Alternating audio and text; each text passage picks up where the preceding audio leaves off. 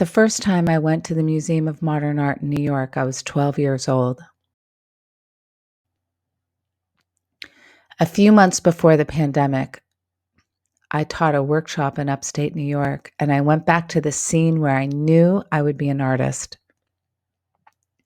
where all the paintings I had only seen in books that were on exhibition came alive for the first time. I remember every single one, and I visited them like old friends. This was a particularly fruitful visit because at this time, November 2019, it felt like MoMA was playing the greatest hits just for me.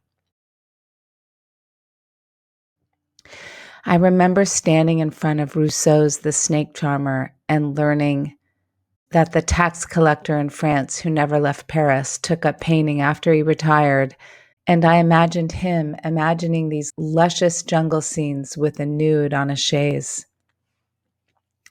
I was so grateful to see it without any people around. I looked behind me to make sure I could linger around the whole thing. I had never noticed how many animals are in this picture. The bird on the upper left, the possible deer to the right of the chaise, the lions below, the snake charmer and their spooky gaze, the noble bird perched above the oranges watching the entire thing.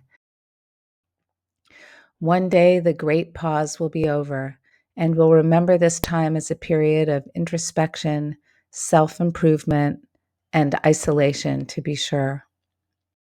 How we spend this time will have a huge impact on the rest of our lives. We can treasure it and make our lives richer because of it. I think our engagement in art, making a daily ritual of it, can be our salvation. Do you have an old friend or painting at MoMA? I'd love to know which one it is.